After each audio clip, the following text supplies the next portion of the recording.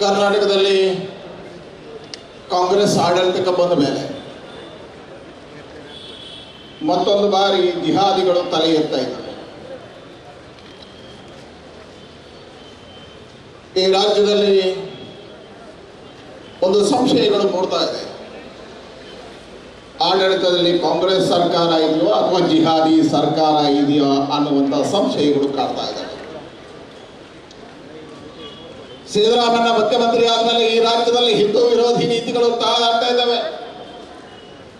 ಯಾವ ಭಾರತೀಯ ಜನತಾ ಪಾರ್ಟಿಯ ಸರ್ಕಾರದಲ್ಲಿ ತಗೊಂಡಿರುವಂತಹ ತೀರ್ಮಾನಗಳನ್ನ ಕೈಬಿಡುವಂತ ಪ್ರಯತ್ನಗಳಾಗ್ತಾ ಇದ್ದಾವೆ.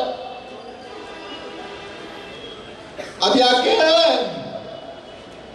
ಯಾವ ಈ ರಾಜ್ಯದಲ್ಲಿ ಭಯೋತ್ಪಾದನೆಗಳನ್ನ ಸೃಷ್ಟಿ ಮಾಡತಕ್ಕಂಥ PFI ಅಂತ ಸಂಘಟನೆಗಳಿಗೆ ಕೇಸನ್ನು ಹಾಕಿ ಆ ಕಾರ್ಯಕರ್ತರನ್ನ ಬಂಧನ ಮಾಡಿದ್ರೆ ಇವತ್ತು ಸಿದ್ದರಾಮಯ್ಯ ಸರ್ಕಾರ ಆ ಭಯೋತ್ಪಾದಕರನ್ನ ಬಿಡುವಂತ ಕೆಲಸವನ್ನು ಮಾಡ್ತಾ ಇದೆ. ಭಯೋತ್ಪಾದಕರ ಪರವಾಗಿರ್ತಕ್ಕಂಥ ಮುಖ್ಯಮಂತ್ರಿ ಇವತ್ತು ಸಿದ್ದರಾಮಯ್ಯ ರಾಷ್ಟ್ರ ವಿರೋಧಿ ಮುಖ್ಯಮಂತ್ರಿ ಸಿದ್ದರಾಮಯ್ಯ ಆಗಿದ್ದಾರೆ. ರಾಷ್ಟ್ರ ವಿರೋಧಿ ಮುಖ್ಯಮಂತ್ರಿ ಸಿದ್ದರಾಮಯ್ಯ ಆಗ್ತಾ ಇದ್ದಾರೆ. ಮೊನ್ನೆಯಿಂದ ಈ ರಾಜ್ಯದಲ್ಲಿ ಒಂದ್ಸಾರಿ ಘಟನೆಗಳನ್ನು ನೋಡಿ,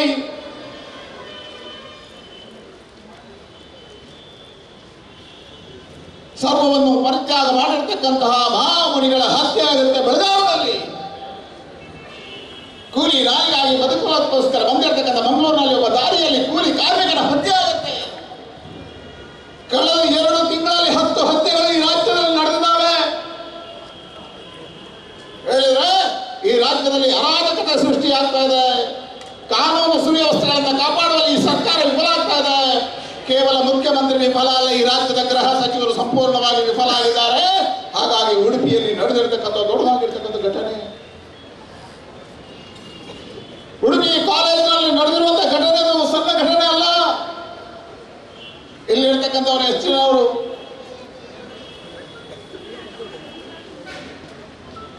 ಕೇರಳ ಫೈಲ್ಸ್ ಸಿನಿಮಾ ನೋಡಿದ್ದೀರಿ ಅಂತ ತಿಳ್ಕೊಳ್ಳಿ. ನಾನು ಸಿದ್ದರಾಮಯ್ಯ ಮತ್ತು ಪರಮೇಶ್ವರಿಗೆ ಆಗ್ರಹ ಮಾಡ್ತೇನೆ, ನೀವು ಒಂದು ಬಾರಿ ಕೇರಳ ಫೈಲ್ಸ್ ಸಿನಿಮಾ ನೋಡಿ. ಆ ಕೇರಳ ಫೈಲ್ಸ್ ಸಿನಿಮಾದ ಘಟನೆ ಉಡುಪಿಯಲ್ಲಿ ನಡೆದಿರುವಂತದ್ದು. ಕೇರಳ ಫೈಲ್ಸ್ ಸಿನಿಮಾದ ಘಟನೆ ಉಡುಪಿಯಲ್ಲಿ ನಡೆದಿದೆ. ಈ ರಾಜ್ಯದ ಗೌರವಾನ್ವಿತವಾಗಿರ್ತಕ್ಕಂಥ ಗೃಹ ಸಚಿವರು ಹೇಳ್ತಾರೆ, ಇದು ಮಕ್ಕಳಾಟ.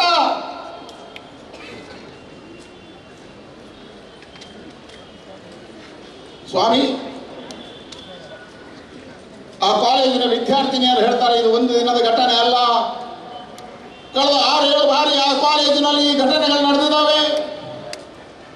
ಶೌಚಾಲಯಕ್ಕೆ ಹೋಗಿರ್ತಕ್ಕಂಥ ಹಿಂದೂ ತರುಣಿಯರ ವಿಡಿಯೋಗಳನ್ನು ತೆಗೆಯುವಂತ ಪ್ರಯತ್ನಗಳಾಗ್ತಾ ಇದ್ದಾವೆ. ಮಾಡಿದವರು ಕೇರಳದ ತರುಣಿಯರು.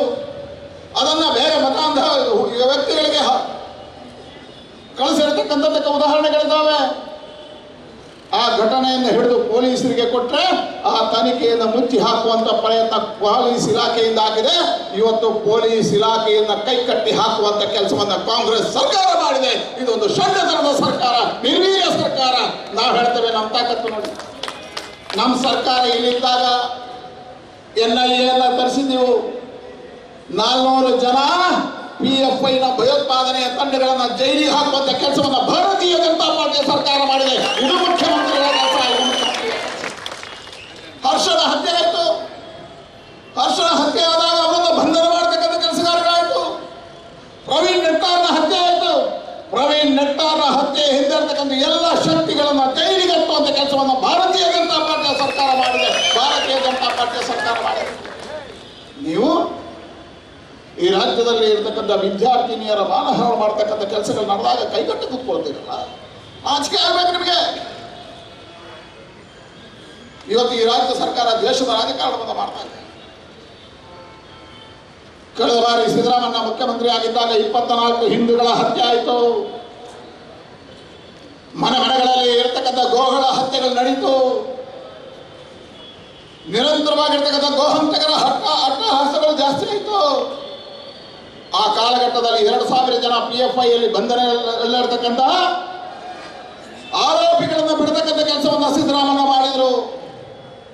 ಇವತ್ತು ಅಧಿಕಾರಕ್ಕೆ ಬಂದ ಮೇಲೆ ಪೂರ್ಣವಾಗಿರ್ತಕ್ಕಂಥ ಜಿಹಾದಿಗಳ ಜೊತೆ ಸಿದ್ದರಾಮಯ್ಯ ಕೈ ಜೋಡಿಸಿದ್ದಾರೆ. ಸಿದ್ದರಾಮಯ್ಯ ಸರ್ಕಾರ ಕೈ ಜೋಡಿಸಿದೆ. ಅದರ ಪರಿಣಾಮವಾಗಿ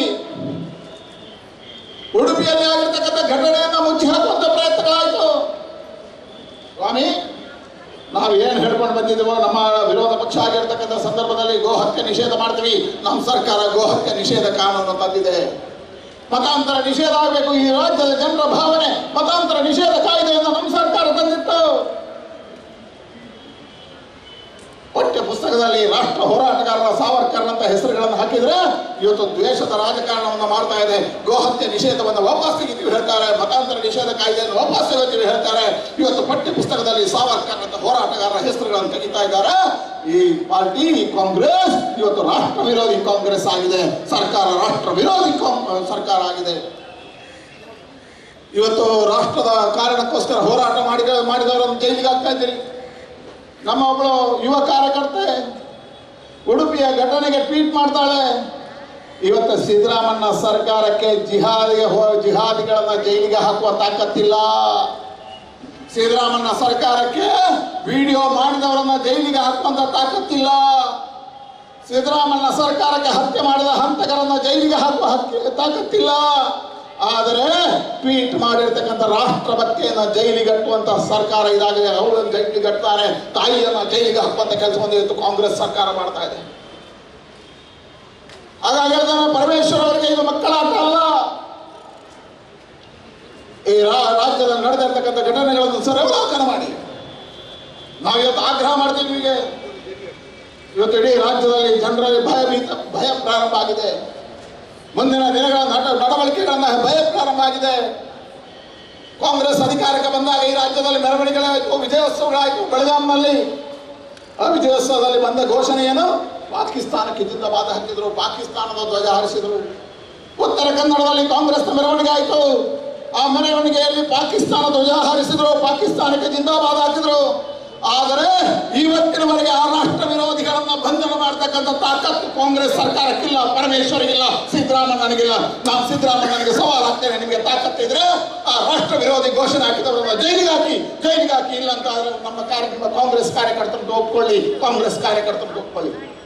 ಕಾಂಗ್ರೆಸ್ ಇವತ್ತು ಏನ್ ಮಾಡಬೇಕಿತ್ತು?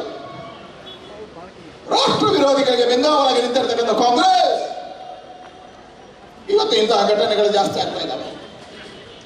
ಕಾಂಗ್ರೆಸ್ನ ಬೆಂಬಲದಿಂದ ಇವತ್ತು ಜಿಹಾದಿ ಶಕ್ತಿಗಳು ಎದ್ದು ನಿಲ್ತಾ ಇದ್ದಾವೆ, ಭಯೋತ್ಪಾದನಾ ಶಕ್ತಿಗಳು ಎದ್ದು ನಿಲ್ತಾ ಇದ್ದಾವೆ. ನಾನು ಡಿ.ಕೆ. ಶಿವಕುಮಾರ್ ಅವರಿಗೆ ಪ್ರಶ್ನೆ ಮಾಡ್ತೇನೆ. ಮಂಗಳೂರಿನಲ್ಲಿ ಕುಕ್ಕರ್ ಬಾಂಬ್ ಬ್ಲಾಸ್ಟ್ ಆಯಿತು. ಆ ಬ್ಲಾಸ್ಟ್ ಆದಾಗ ಏನು ಹೇಳಿದ್ರಿ ನೀವು? ಅವ್ರು ಭಯೋತ್ಪಾದಕರು ಅಂತ ಯಾಕೆ ಹೇಳ್ತೀರಿ? ನಮ್ಮ ಬ್ರದರ್ಸ್ ಕರೆದ್ರಿ.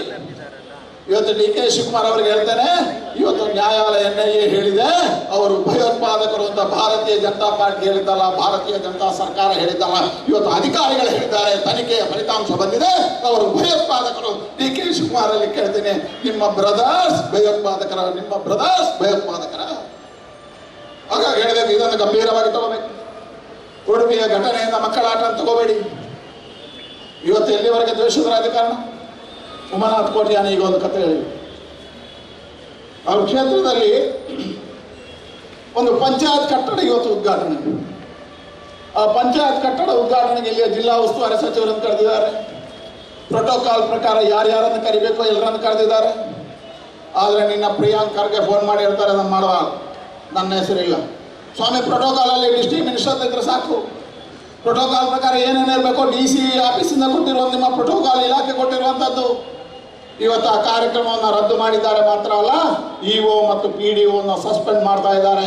ಇಂತಹ ದ್ವೇಷಪೂರಿತವಾಗಿರ್ತಕ್ಕಂಥ ಕಾಂಗ್ರೆಸ್ ಈ ರಾಜ್ಯದಲ್ಲಿ ಆಳ್ವಿಕೆ ಮಾಡಲಿಕ್ಕೆ ಅದು ನಾಲಾಯಕ ಆಗಿರ್ತಕ್ಕಂಥ ಪಾರ್ಟಿ ಇವತ್ತು ಕಾಂಗ್ರೆಸ್. ನಾಲಾಯಕ ಆಗಿರ್ತಕ್ಕಂಥ ಪಾರ್ಟಿ ಕಾಂಗ್ರೆಸ್.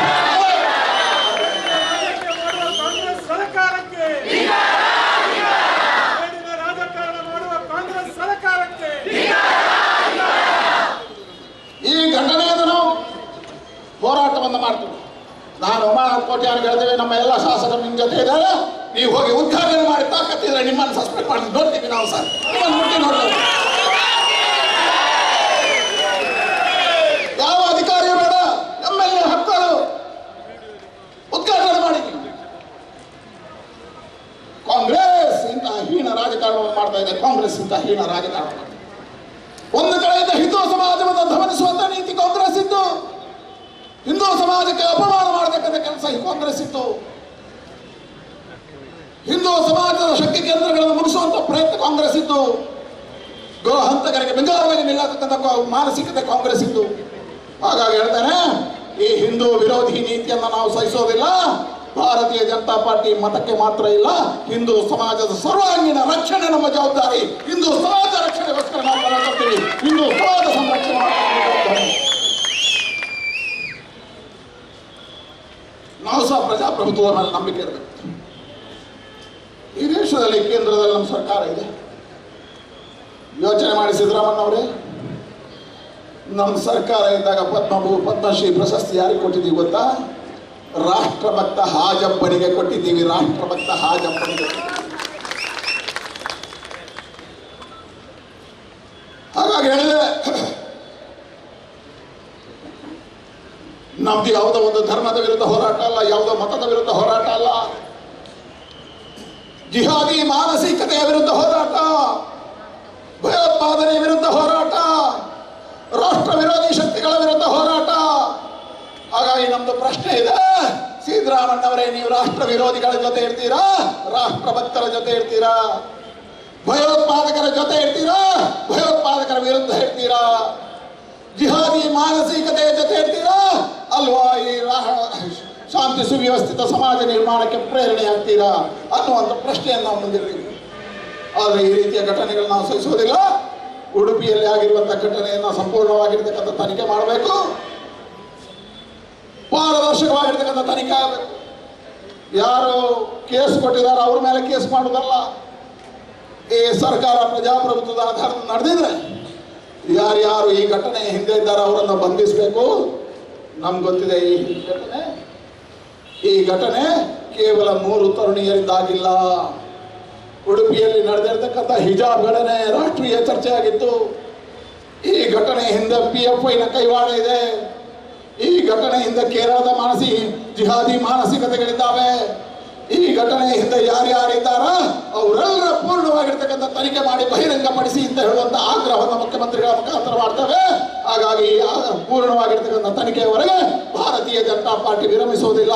ಈ ರಾಜ್ಯದಲ್ಲಿ ಹಿಂದೂ ಸಮಾಜಕ್ಕೆ ಅನ್ಯಾಯ ಆಗುವುದಕ್ಕೆ ಭಾರತೀಯ ಜನತಾ ಪಾರ್ಟಿ ಬಿಡೋದಿಲ್ಲ. ಸಿದ್ದರಾಮಯ್ಯನವರೇ, ನಿಮ್ಮ ಮೇಲೆ ಆಗ್ರಹ ಮಾಡ್ತೀವಿ, ಇದನ್ನು ಸಂಪೂರ್ಣವಾಗಿರ್ತಕ್ಕಂಥ ತನಿಖೆ. ಭಾರತೀಯ ಜನತಾ ಪಾರ್ಟಿ ನೀವು ನ್ಯಾಯ ಕೊಟ್ಟಿರಿ, ಇವತ್ತು ಉಡುಪಿಗೆ ಬರ್ತೀರಿ, ಮಂಗಳೂರಿಗೆ ನಾಳೆ ಬರ್ತೀರಿ.